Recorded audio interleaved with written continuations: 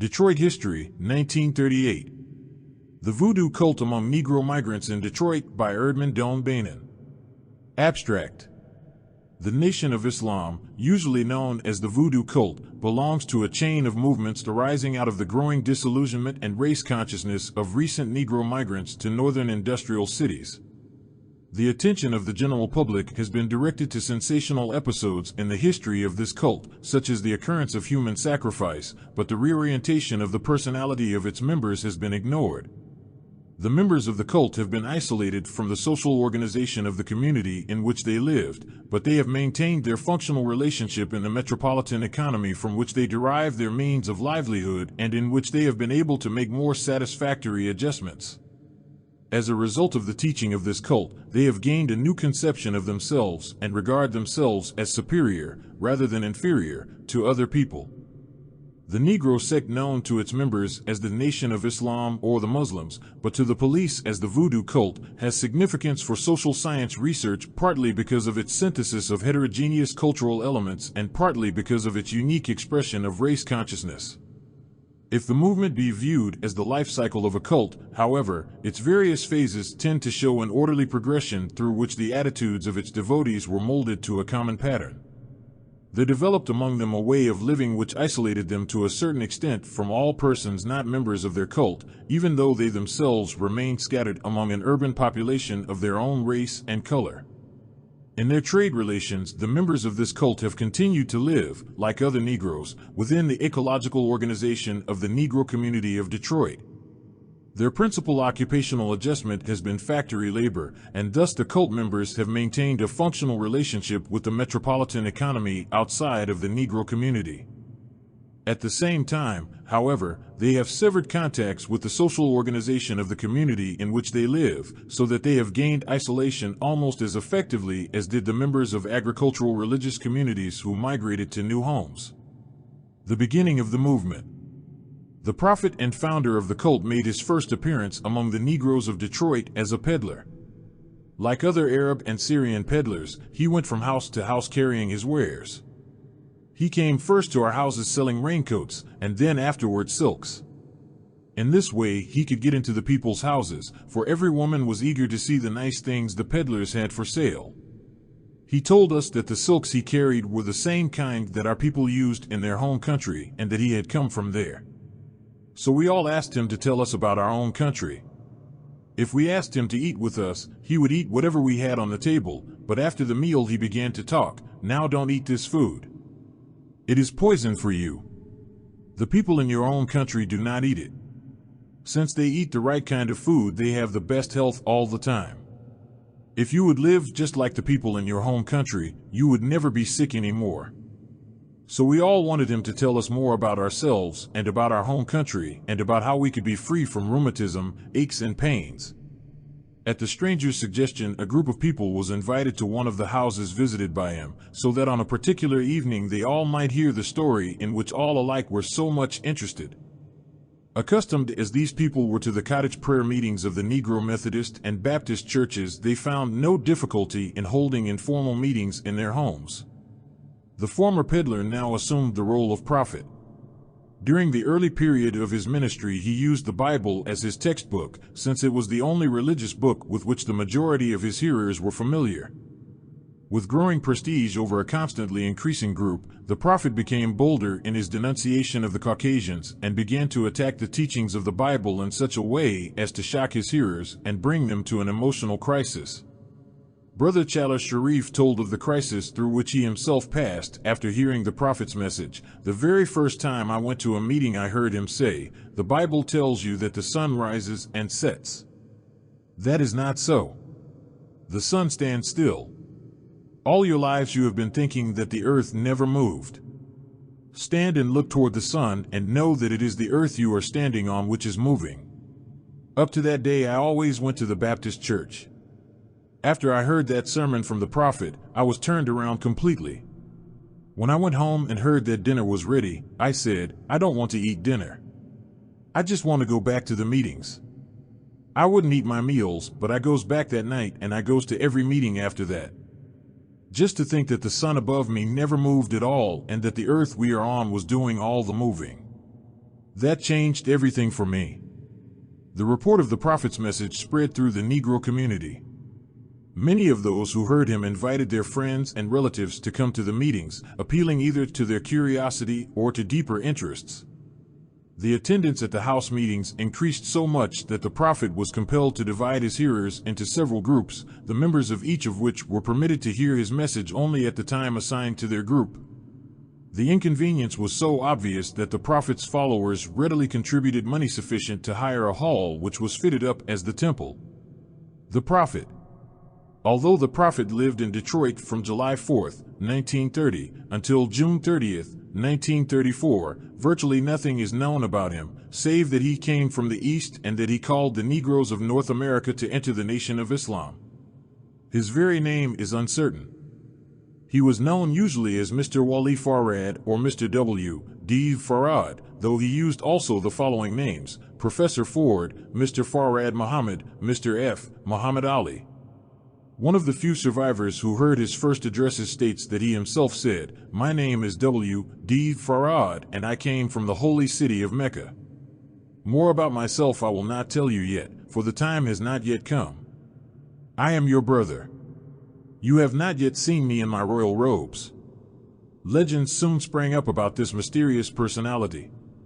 Many members of the cult hold that the Prophet was born in Mecca, the son of wealthy parents of the tribe of the Quraysh, the tribe from which Muhammad the Prophet sprang, and that he was closely related by blood to the dynasty of the Hashemite sheriffs of Mecca, who became kings of the Hijaz. He is said to have been educated at a college in England, in preparation for a diplomatic career in the service of the kingdom of the Hijaz, but to have abandoned everything to bring freedom, justice, and equality to his uncles living in the wilderness of North America, surrounded and robbed completely by the caveman. There has grown, however, among the members of the cult a belief that the Prophet was more than man, as Brother Yusuf Muhammad claimed. When the police asked him who he was, he said, "I am the supreme ruler of the universe." He told those police more about himself than he would ever tell us. The Negroes who heard the call. Not all who attended the meetings and heard the stranger's message accepted him as a prophet. Many ridiculed his attacks against the Caucasians and were angered by his criticisms of the churches and the preachers. During the 4 years of his ministry, however, approximately 8,000 Negroes in Detroit heard the call and became members of the Nation of Islam. Interviews with more than 200 Muslim families showed that with less than half a dozen exceptions, all were recent migrants from the rural South, the majority having come to Detroit from small communities in Virginia, South Carolina, Georgia, Alabama, and Mississippi. Investigations of cult members by the Wayne County Prosecutor's Office also indicated the same origin. The interviews disclosed that the Muslims not only had migrated recently from the South, but also had visited their old homes in the South one or more times after their migration and before they had come into contact with the Nation of Islam. Through these visits they had become more conscious of race discrimination on the part of the Caucasians. After their brief sojourn in the North, they tended to reinterpret with sinister implications incidents of race contact in the South. They began to realize that lynchings and the indignities of the Jim Crow system were perpetrated by Caucasians who worshipped the same God as they did and worshipped him in the same way. In many of its parts, the secret ritual of the cult reflects the aroused feelings with which these Negroes returned from their visits to the South. Me and my people who have been lost from home for 379 years have tried this so-called mystery God for bread, clothing, and a home. And we receive nothing but hard times, hunger, naked and out of doors. Also was beat and killed by the ones that advocated that kind of God. The illiteracy of the Southern Negroes now seemed due to Caucasian technology. Why does the devil keep our people illiterate? So that he can use them for a tool and also a slave. He keeps them blind to themselves so that he can master them. Awakened already to a consciousness of race discrimination, these migrants from the South came into contact with militant movements among Northern Negroes. Practically none of them had been in the North prior to the collapse of the Marcus Garvey movement. A few of them had come under the influence of the Moorish American cult which succeeded it. The effect of both these movements upon the future members of the Nation of Islam was largely indirect. Garvey taught the Negroes that their homeland was Ethiopia. The noble Drew Ali, the prophet of the Moorish Americans, proclaimed that these people were descendants of Moroccans.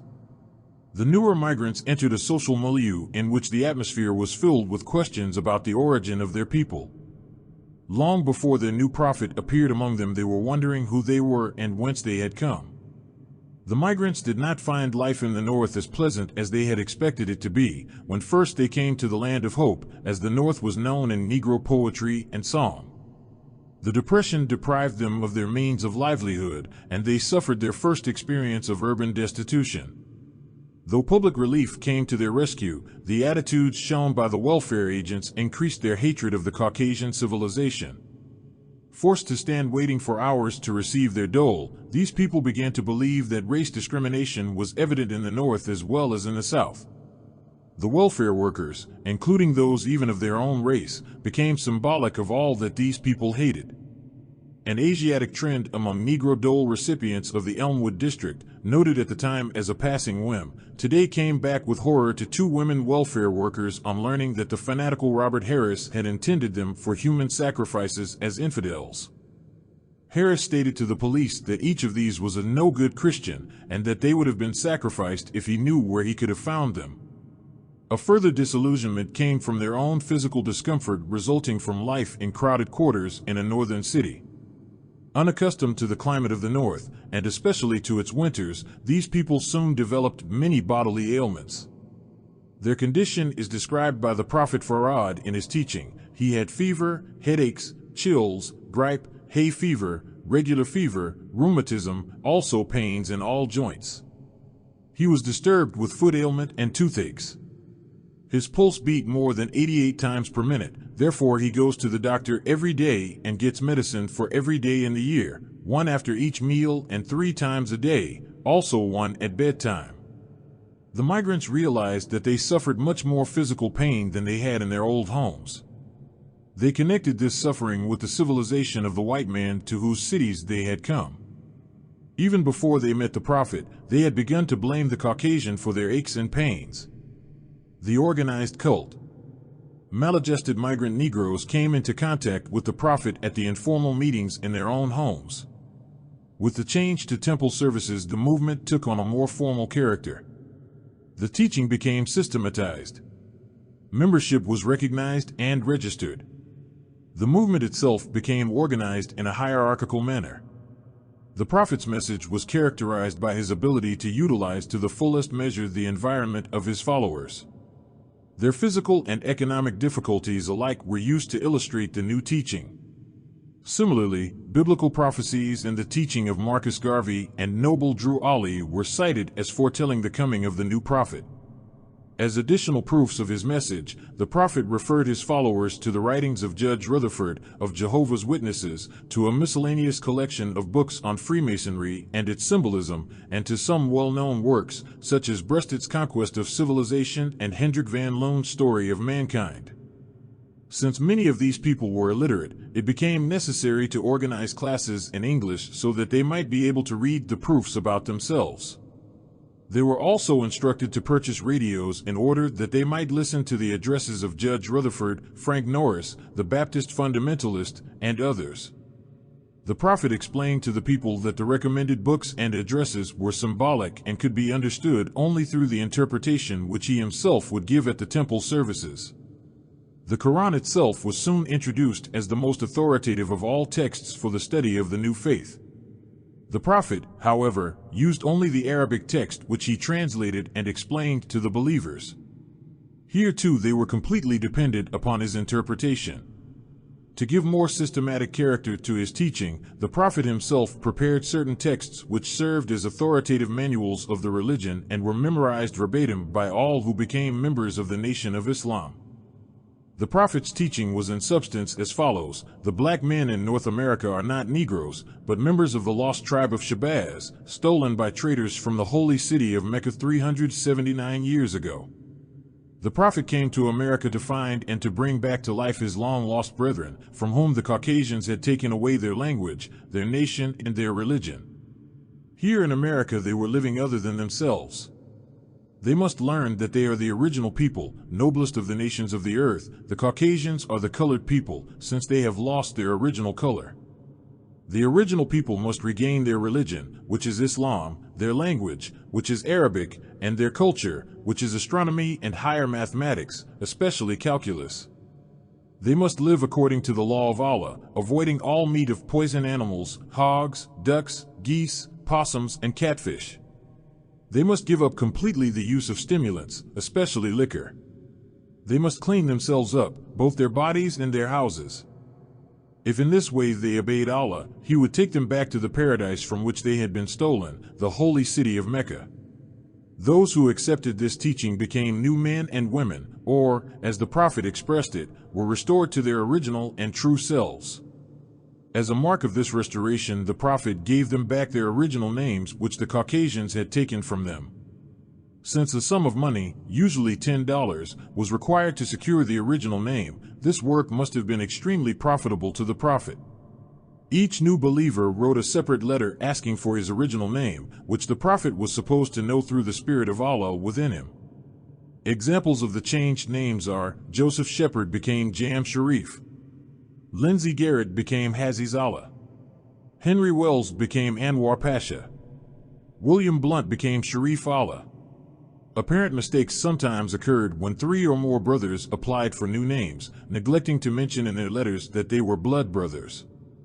Thus, despite his omniscience, the Prophet once gave the surnames of Sharif, Kareem, and Muhammad to the 3 Poole brothers.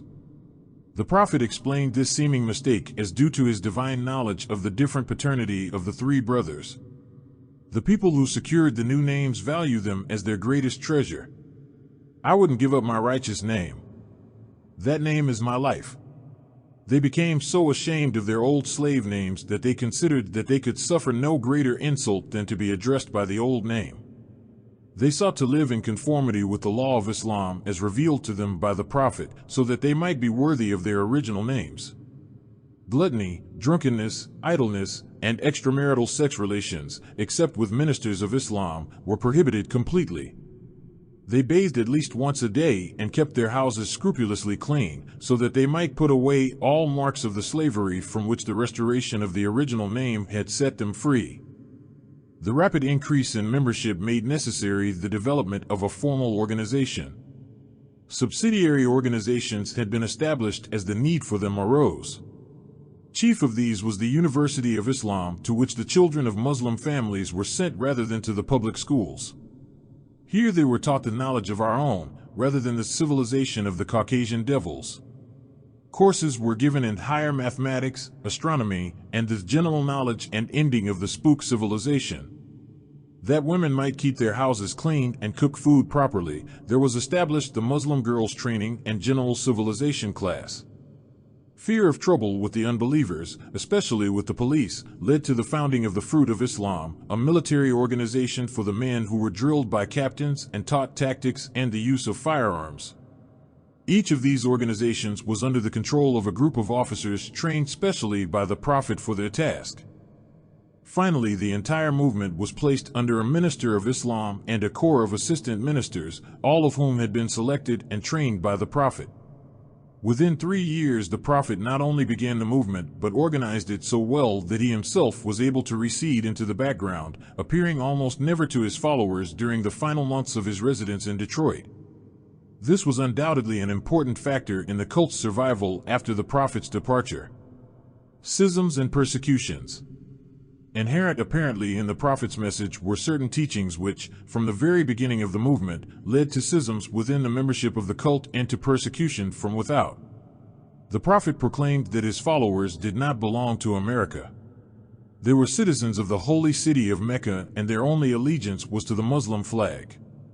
Their children must be removed from the public schools and sent to the University of Islam. In revolt against this position, Abdul Muhammad, one of the first officers in the temple, seceded and organized a small Muslim group of his own in which the cardinal principle was loyalty to the Constitution of the United States and to its flag. The attendance officers of the Board of Education and the police attempted to break up the University of Islam and to compel the children to return to the public schools. This led to a severe riot in which the members of the cult tried to storm the police headquarters. Fearful of race riots, the judges of the Recorder's Court released with suspended sentence almost all of the rioters. Since that time, the University of Islam has continued its classes. More serious difficulties arose over the question of human sacrifice. The Prophet's position on this question was never made clear. He taught explicitly that it was the duty of every Muslim to offer a sacrifice for Caucasian devils in order that he might return to his home in Mecca. The Prophet also taught that Allah demands obedience unto death from his followers.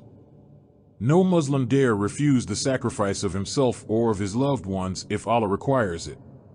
On November 21, 1932, the people of Detroit became conscious of the presence of the cult through its first widely publicized human sacrifice.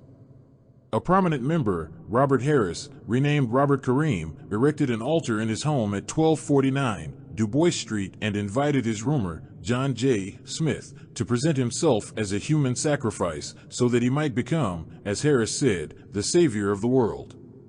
Smith agreed, and at the hour appointed for the sacrifice, 9 a.m., Harris plunged a knife into Smith's heart. After constant recurrences of rumors of human sacrifice or attempted sacrifice, on January 20, 1937, Verlene McQueen, renamed Verlene Ali, brother of one of the assistant ministers, was arrested as he prepared for the ceremonial slaying and cooking of his wife and daughter. This sacrifice was, as he said, to have cleansed him from all sin. These cases of human sacrifice have directed to the cult much attention from the police department, so that the cult has been forced to pursue many of its activities in secret. The question of sacrifice has led also to serious internal clashes. Rebels against the will of Allah, as they are called, have left the temple and organized another temple of Islam, desiring to remain within the framework of the cult but to avoid human sacrifice, the necessity of which as an expiation of sin forms one of the most hotly debated subjects among the cult members. Persecutions and schisms alike have tended to increase the cultural isolation of the members of this group. The effect of the schisms was selective, leaving within the parent organization those who were bound together by common attitudes and common loyalties. Attacks made on the cult by the police department have been instigated usually by the leaders of Negro organizations. These persecutions have led naturally to a greater solidarity among the cult members and to a constantly increasing isolation of the Muslims from the other residents of the Detroit Negro community. Efforts to exploit the movement. The solidarity and cultural isolation of the Muslims have rendered ineffectual the various attempts made by interested parties to redirect the activities of the cult in order to further their own particular purposes.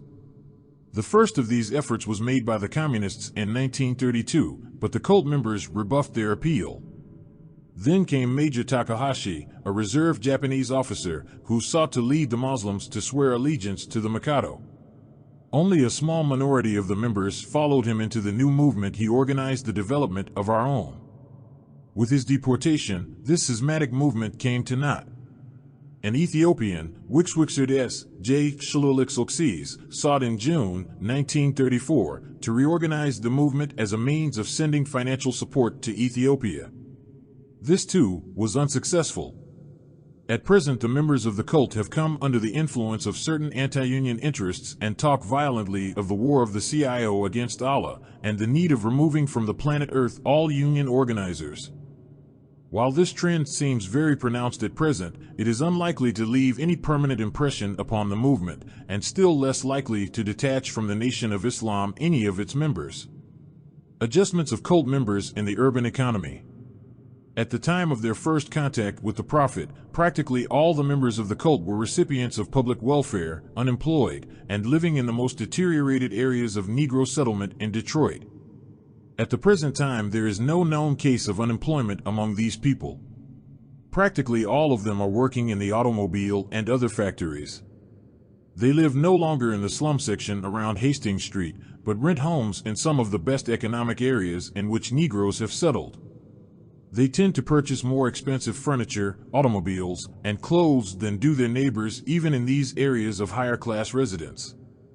This improved economic adjustment is due, doubtless, partly to post-depression conditions of employment and to the increased hiring of Negroes as a result of recent labor troubles. The members of the cult, however, claim that they have secured work much more easily than have other Negroes. They offer thanks to Allah for this evidence of His favor. To some extent their claim appears to be justified, though no statistical study has yet been made of comparative unemployment of cult members and other recent Negro migrants. Through the Nation of Islam, they have gained a new status and a new confidence in themselves. When they meet Caucasians, they rejoice in the knowledge that they themselves are superiors meeting members of an inferior race. Employment managers tend to accept more readily persons whose appearance gives evidence of clean living and self-reliance than those who show the marks of debauchery, defeat, and despair. The ascetic manner of life of the Muslims also has contributed to their economic improvement. No money whatever is spent by them on liquor, tobacco, or pork. Their one meal of the day consists almost entirely of vegetables and fruits. Consequently, their expenditure on food is significantly smaller than is that of other Negroes in Detroit. This economy in consumption, however, is not extended to visible marks of status, such as houses, automobiles, and clothes. The Prophet taught them that they are the descendants of nobles in the holy city of Mecca. To show their escape from slavery and their restoration to their original high status, they feel obliged to live in good houses and to wear good clothes. Despite their expenditure on these items, members of the cult constantly declare that they are ashamed that they have not been able to purchase better commodities or to rent finer homes. This furniture is the best we could afford to buy here in the wilderness of North America, where we have to live other than ourselves. When we go home to Mecca, we will be able to get really good furniture, just like all our people who live there use. Relation to other Negro cults. The story of the Nation of Islam cannot be considered as complete in itself. Militant and cultist movements among migrant Negroes in the cities of the North have formed a sort of tree. After one branch has grown, flourished, and begun to decay, another shoots up to begin over again the same cycle, though always with an increasing degree of race consciousness and anti-Caucasian prejudice. Out of the wreck of the Marcus Garvey movement, there sprang phoenix-like the Moorish American cult of which the prophet was Noble Drew Ali. After this prophet's disappearance and the stabilization of the movement as a formally organized denomination, there sprang up the Nation of Islam. Although the cultural isolation of the members of this cult has not declined during the 3 years of their prophet's absence, there are many evidences of the loss of militant aggressiveness which once characterized this group. The organization also is tending to become more amorphous. From among the larger group of Muslims there has sprung recently an even more militant branch than the Nation of Islam itself. This new movement, known as the Temple People, identifies the Prophet, Mr. W. D. Farad, with the God Allah. To Mr. Farad alone do they offer prayer and sacrifice. Since Mr. Farad has been deified, the Temple People raised to the rank of prophet the former minister of Islam, Elijah Muhammad, now a resident of Chicago. He is always referred to reverently as the Prophet Elijah in Chicago. A former assistant of his, the Haitian Theodore Rogier, has become the minister and director of the new movement. Thus continues the chain of these movements, each running through its cycle of growth and decay, and all of them interwoven as strands of a web.